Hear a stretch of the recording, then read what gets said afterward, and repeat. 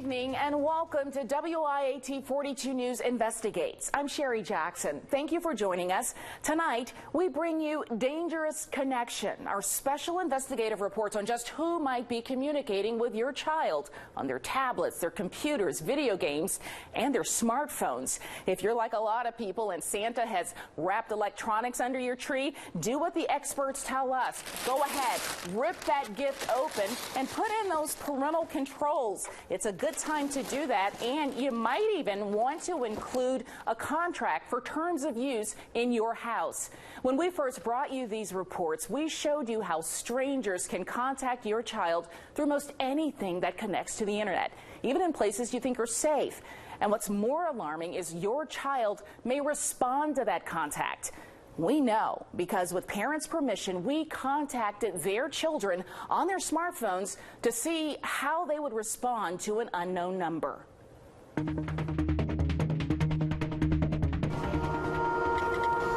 A teen alone in a parking lot where anything could happen. Who's texting you tonight? You sure about that? This is almost how this story ends, but to best protect your child from making a dangerous connection through text messaging or apps, you'll want to see how this story begins. In a crowded football stadium, where the WIAT 42 investigative team conducted a social experiment, asking parents if they've taught their children how to be safe with their smartphones. I can't really say that I've necessarily just sat them down and said, okay, you guys got to be careful about this, this, and this. I don't really think I have. So are you okay with us putting your son to the test tonight here at the game? Yeah. Better education. We created our test with Homewood Police Officer Victor Sims. Through their Community Affairs Division, he talked with parents and helped us come up with scenarios at a school bus stop and a mall parking lot to see if, given the choice, children and teens would do what their parents thought they would do if they received a text message from someone they thought they knew. Because when he had number. At the game, this mom and I sent a text to her son pretending to be the friend of a friend. I'm on my friend's phone. We're here at the game. Said you were here. Want to hang out with us? Meet me outside of the front gate, right where you come in. Ready? Send? Yeah. He replies right away. New phone. Who dis? What are you thinking right now? Because I just saw your face. Oh, Lord! What are you thinking? I wonder what he's going to do. Another text. He asks for a last name, but gives us that name in his question. Duh.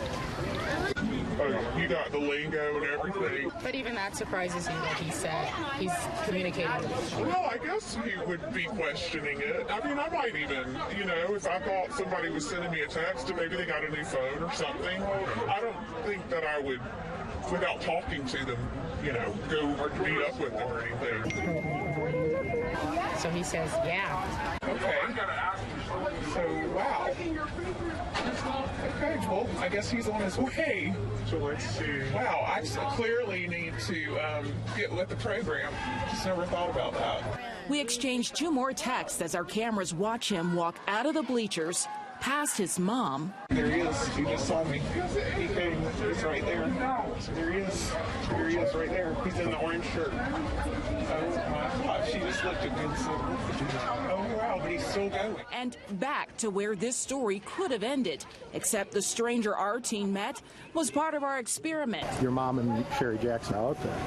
Come on, let's go back in. We'll talk with them. That's where we get to end this story on a lesson learned for the team. Just to get more information and see who's really out there, because it could be, like you said, somebody out there waiting for you in the parking lot to send you out.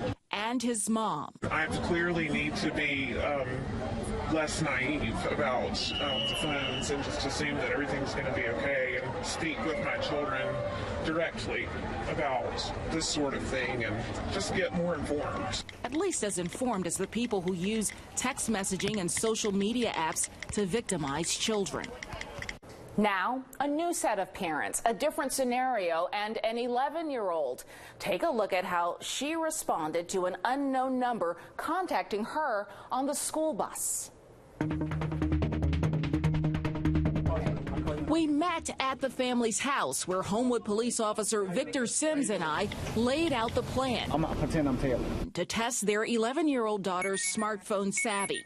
We got 30 minutes. The scenario involved the parents, with mom picking her up at her normal bus stop. I'm a bag of nerves. And her dad and Officer Sims heading to another stop on her school bus route to see if she would get off the bus earlier than she's supposed to. Before they go, Officer Sims and the dad settle on what to say in the text. Something like a reason that make her be like, okay. Yeah, that one of the predators might think of. Your mom had to work late. Your mom had to work late, told me to come meet you and pick you up. What has she been instructed to do if she gets a text message that she thinks is suspect? Not to respond. But that's not what happened. She texted back and said, okay. Then she asked, who is this? And I gave her the name that we're using. She said, okay, I'm sorry. So that means that she's probably going to get off this stop. So what's going through your mind right now? I'm just wondering if she's going to actually get off on the wrong bus stop. I'm anxious. I'd like to believe that we've taught her the right thing to do. She's not supposed to respond to unknown numbers. So I'm kind of shocked she even responded. Officer Sims has heard nothing since that last text, but neither have her parents. Here comes our bus. Okay. This is our bus. She didn't get off. Just follow the bus now? Just follow the bus. Yeah, it's here. Is she on it? Is she on it? I'm listening. I'm hoping. Yes, Lord, she's on it. Hey, Abigail. How are you? That's her right there with the white shirt on. Hey. Anything crazy been going on? No. Okay. Anything you want to tell me? No. You didn't get any, Oh, I did get a text message from... As Officer Sims, her dad, and the rest of our investigative team join us, we let our 11-year-old in on our experiment. We did something to see, would you get off the bus where you're not supposed to be? Would you respond to a number that was not either one of our numbers or a number that you didn't know? We were anxious to see, would you make the right call? The good news is, you made the right call. You did not get off of the bus. But she did respond with a text to an unknown number, something that's not part of the family safety plan. What ran through your head? I mean, you saw that pop up. I was kind of scared. I didn't know, like, if that was really Taylor at first. Your parents already have a plan in place if they can't pick you up, correct? And the plan today, at the last minute, changed, didn't it? If it changes like that, you should verify with one of them. follow the plan, stick to the plan. I pray that the awareness that Abigail has now, other kids and parents that are watching this, they can have that same kind of awareness. What's your message for other kids? After we do something like this too, yeah? You got punked! Don't believe everything you see. I'm very glad you got off on the right stop. A happy ending there. Now, we tested another teen whose parents didn't want their results broadcast. Their daughter drove to meet us in a dark parking lot thinking she was picking up a friend. Coming up, the predators in our area using the internet to lure children. You know, these predators have such easy access to kids. Who's chatting online with your child? Could it be a child predator? After the break, our investigative team goes undercover with law enforcement as they hunt and arrest criminals who try to connect with children online. Welcome back to Dangerous Connection, a WIAT 42 News Investigates special. In this next story, see what happens when WIAT 42 News investigator Parrish Allman goes on a sting with law enforcement agents hunting online predators in our area.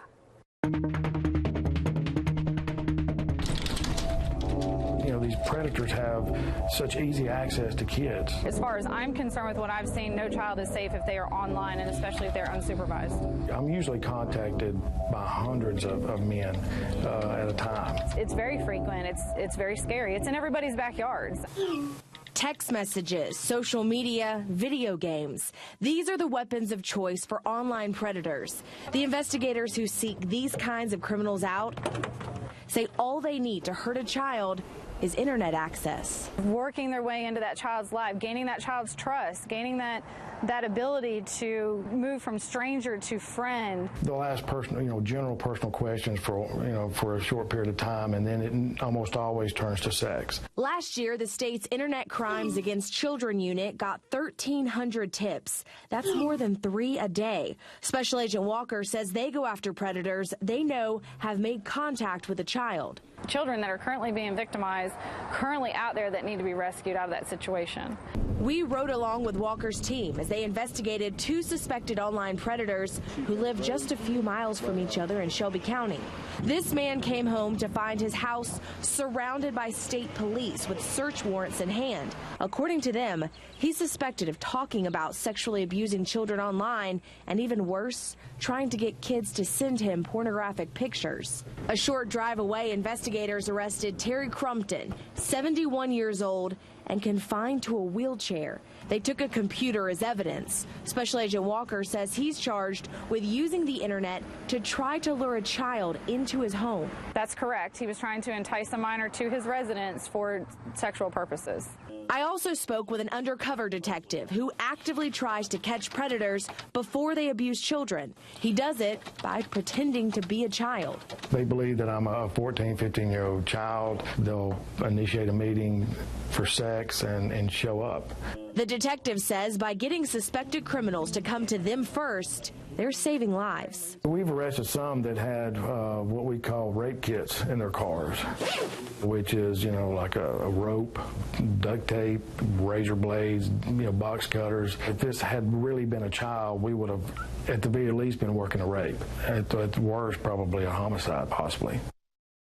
That's Per Shulman reporting. Investigators say because so many of these kinds of predators are out there everywhere, it is important for parents to be the ones to talk to their children first. You can go to WIAT.com right now for some ideas on how you can have that online safety talk. Up next, the conversation one mother wishes she had.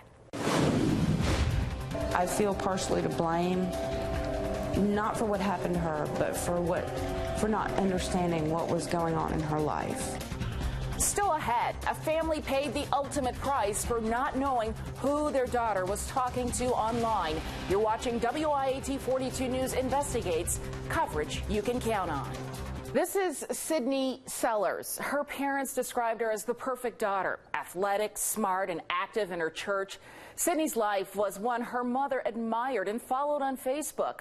But as this mom later realized, Sydney was living a deeper, darker life online. WIAT 42 News reporter Jamie Ostroff has the Sellers story and how they hope another family will never experience their pain. December 7th, 2014 started as a good day for the Sellers family. That day was her first day as an altar server. She had been through the training, and we were very, very proud. So proud that Jennifer decided to cook her daughter Sydney's favorite dinner that night. Breast of turkey, all her favorite vegetables, Brussels sprouts. And she came out probably around 20 minutes before dinner was ready. Kind of bounced out of her room and said she was hungry and was going to cook pizza rolls. Jennifer told her to wait just a few more minutes. She said, no problem. Told her how much I loved her, and she went back in her room and shut the door. That was the last thing Jennifer ever said to Sydney. I went to get her up. I found her hanging from her bed. A whole lot of nothing. And a whole lot of internal shrieking. My brain just sort of went crazy. Both of us just sat there and thought, this just can't be possible. But it was. Sydney always seemed so happy, but in the days after her death, Jennifer started receiving some disturbing clues about her daughter. Facebook messages from friends who said Sydney was being bullied in school and online. Things that used to be a one-day thing when we were kids are not anymore. It's constant battery, emotional battery on another child. There's no way to stop it. Even though Sydney didn't tell her parents what was going on, she did confide in someone else, someone Jennifer didn't even know existed until the Pell City Police Department returned Sydney's smartphone. And when I charged it up, plugged it in, turned it on, it automatically opened up to a Kik page where there was a person who I identified himself as a teenage boy on Kick, explaining to her how to hang herself. And he walked her through her suicide step by step. We're still looking for him. I feel partially to blame, not for what happened to her, but for not understanding what was going on in her life. She lived her life online. And it wasn't just on Facebook or conventional social media. Jennifer quickly learned of the seemingly infinite buffet of apps like Kick that can connect harmful people to innocent children. I don't think anybody in our family really understood the capability of evil and bad to seek you out by way of the internet. Now, Jennifer calls it her personal crusade to make sure no other child suffers the same fate as Sydney. So I asked her, what does every parent need to know? Your child doesn't need a smartphone. That's the first thing and the hardest thing that every family is going to have to battle out. If you can still have an argument with your child, you're blessed. If they can still slam the door in your face, you're blessed. I can't do any of that. It's worth the fight. Well, it's Jamie Ostroff reporting. While Jennifer Sellers fights to inform children and parents of the dangers of apps like Kick, she says it seems like an uphill battle as developers continue to come out with more apps. It's a real need for parents because a lot of them either assume the kids know what they're doing or don't have time to think about it or don't want to worry about it. After the break, law enforcement and social media experts team up to teach parents how to keep their children safe from online predators. You're watching WIAT 42 News Investigates Dangerous Connections, coverage you can count on. Tonight, we've seen local stings with police locking up people using the internet to victimize children, and what could happen when our children have a social media life that we are unaware of. We're giving parents an edge, empowering them with resources to be smart about preventing dangerous digital connections in their home.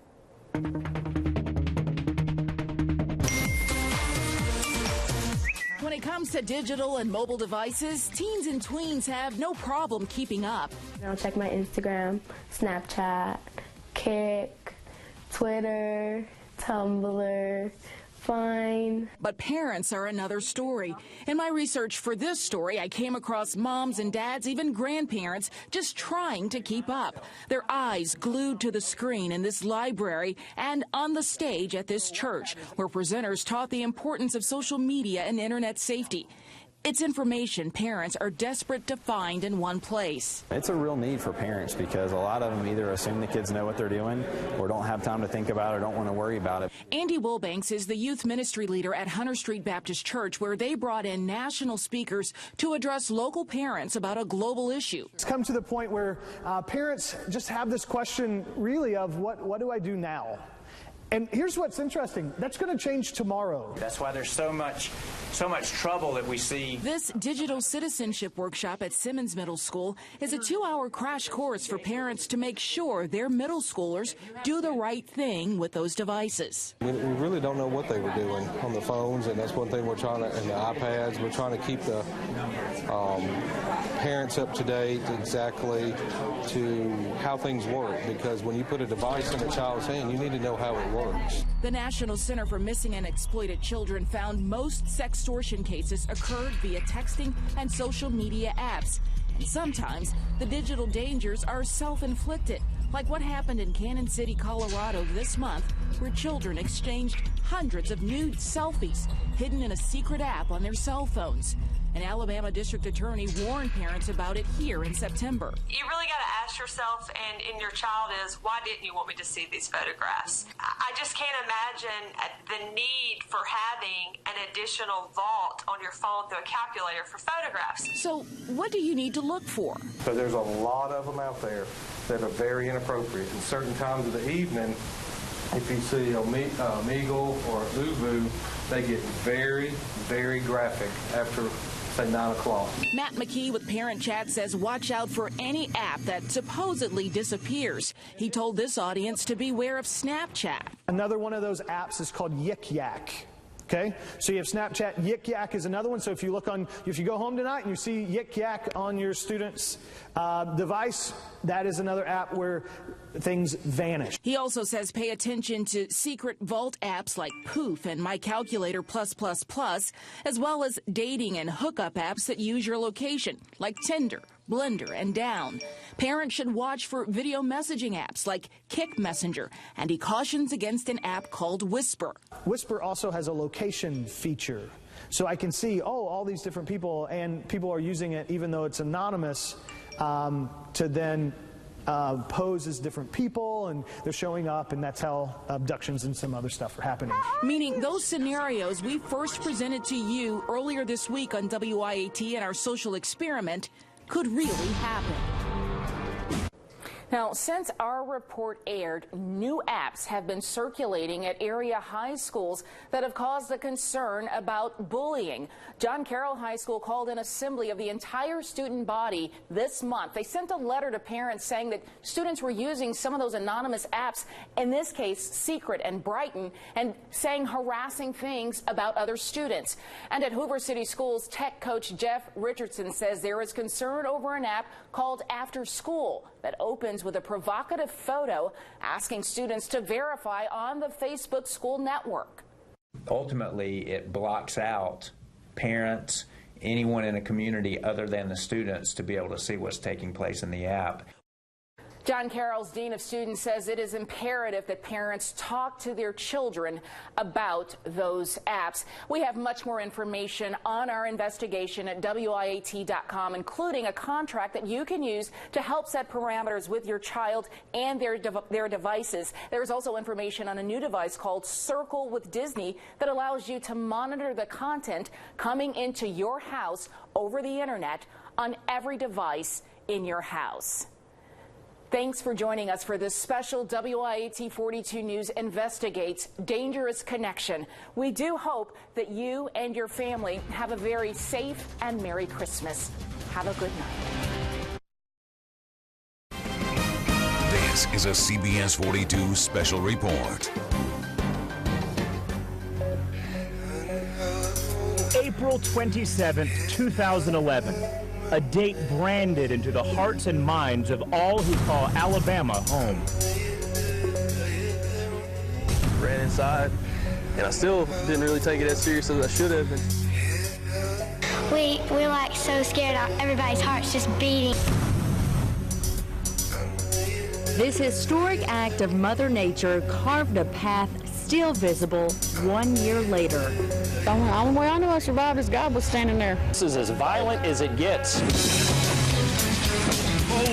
It forever changed lives, for the worst and for the better. You know, having been through something like this and losing something so important to me, it helps you to help somebody else. Through every stage of recovery comes unbelievable stories of survival.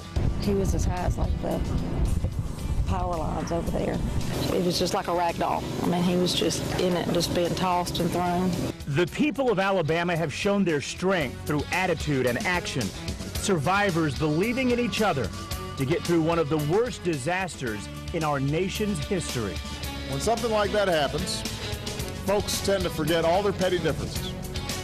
Things like politics, religion, race. But when we're confronted with a tragedy of such magnitude, all that just fades away.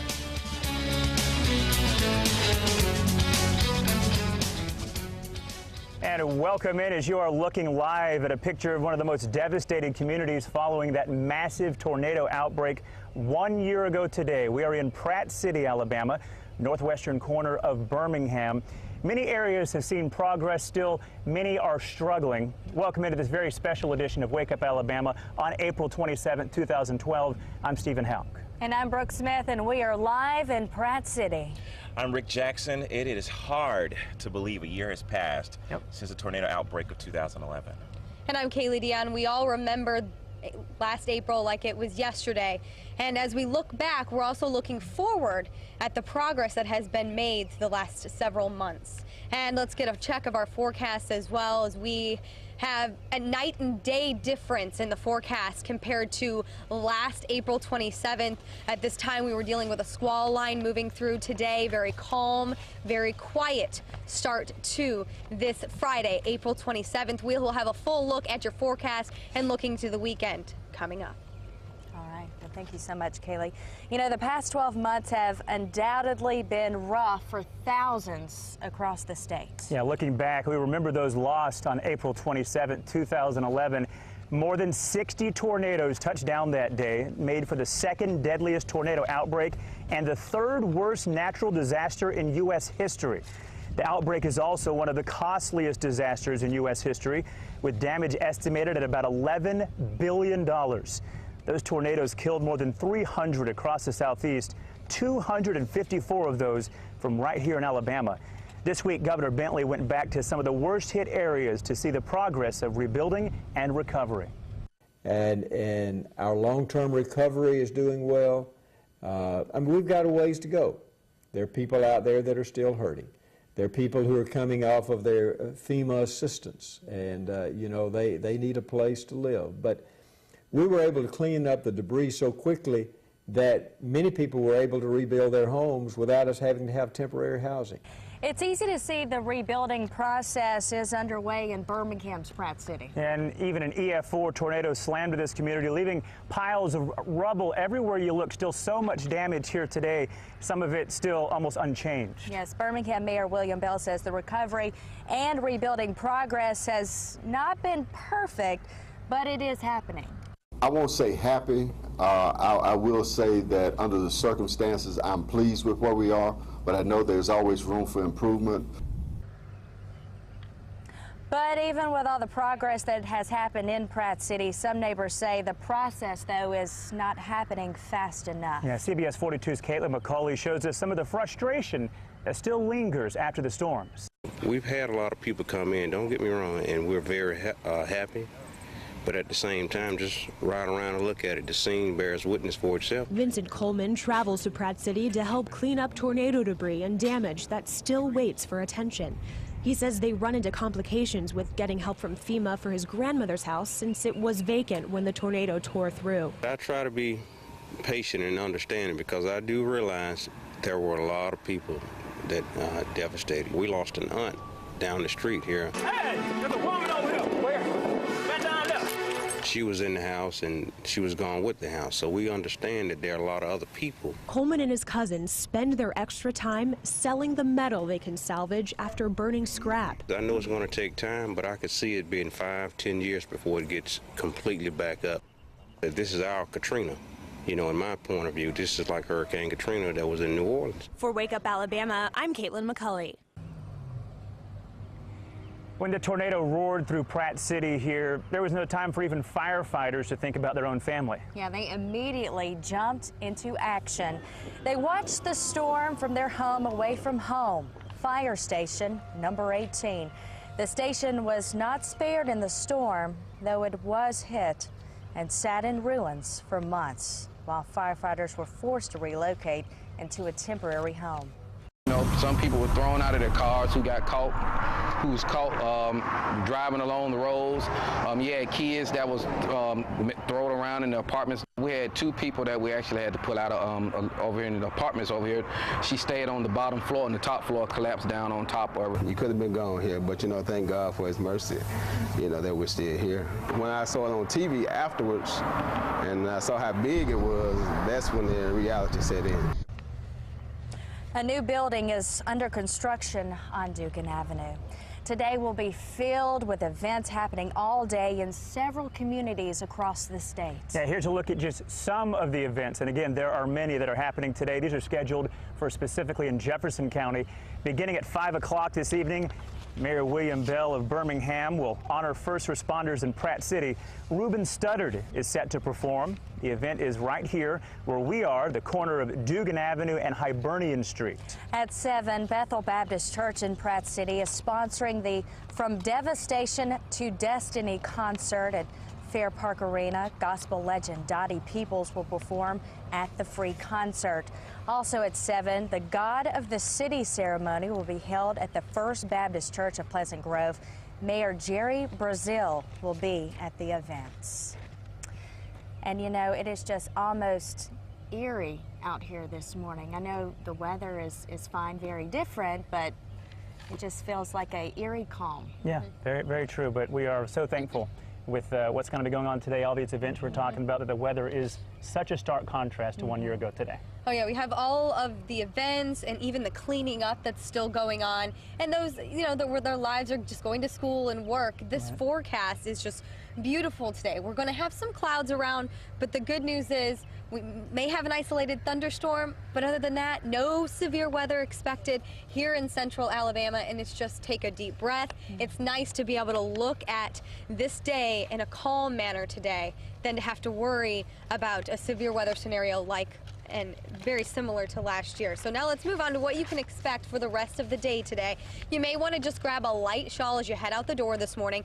Until the sun comes up, it will be a little bit on the chilly side, but still temperatures are in the mid to upper 60s this morning. By the afternoon, we will be seeing temperatures in the mid 80s, and that is going to be a warm day. So if you are going to be heading out to events, or you are going to be working outside to help clean up, make sure you're drinking plenty of fluids out there, because it is going to be warm.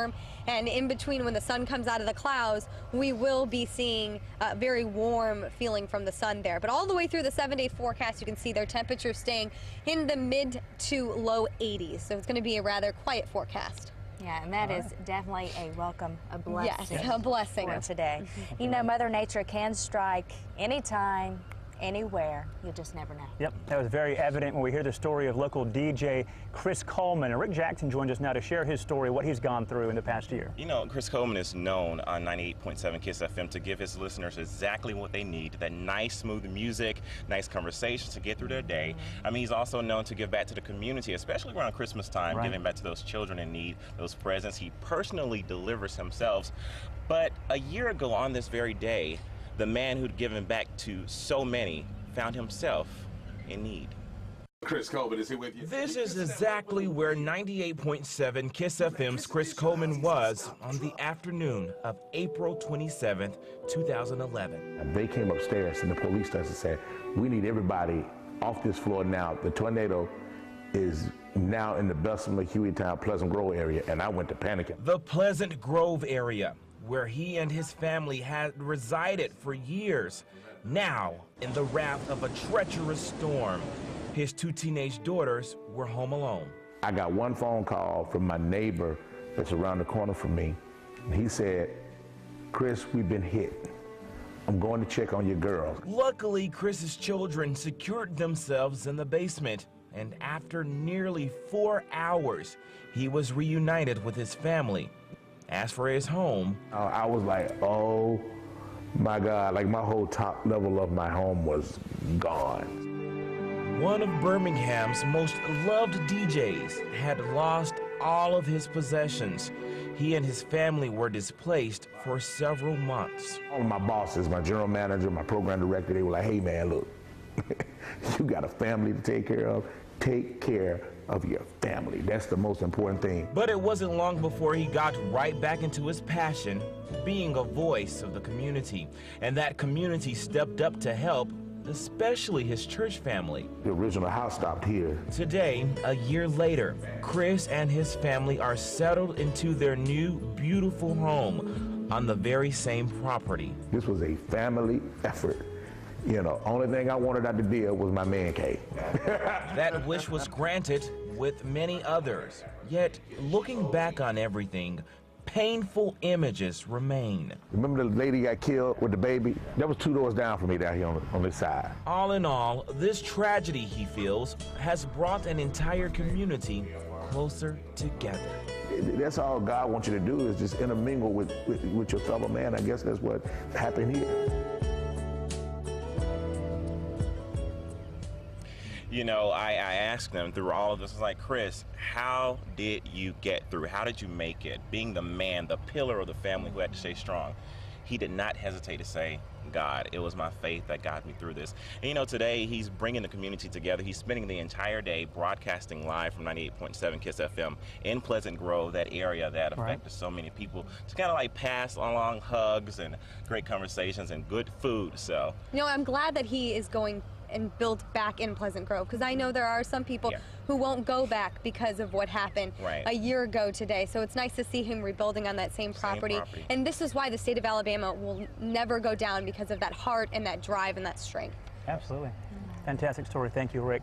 Well, there's still so much to do as we continue our look back at the April 27th storms 1 year later. Yeah, and right now we actually want to take a break from our coverage, and we're going to send it back to Gina Redmond in the studio this morning. Good morning, Gina. Oh, good morning, Brooke. Here's a look at what's happening across the nation this morning. 20 years have passed since rioting broke out in the streets of Los Angeles. The LA riots began on April 29th, 1992. They were sparked by the acquittal of 4 police officers for the videotape beating of Rodney King. Those federal agents pushed out following the Secret Service prostitution scandal may fight back. They claim supervisors knew this kind of behavior was going on and never did anything about it. At least 12 agents and military members are accused of hiring prostitutes while in Colombia. And Crimson Tide running back Trent Richardson is heading to Cleveland. He was picked up by the Browns in the first round of the NFL draft last night. Heisman Trophy winner and Baylor quarterback Robert Griffin III will head to Washington to play for the Redskins. And that's a quick look at the headlines this morning. Time right now is 5:06. We thank you so much for joining us on this Friday morning. I just remember looking up and seeing Noah up in the air. An amazing story of survival. A tornado rips one boy away from his parents. He lands 50 feet away and lives to tell his story. A state rivalry changes into teamwork. Die-hard fans show that orange and blue can mix with crimson and white. An update on the Tumors for Tuscaloosa effort.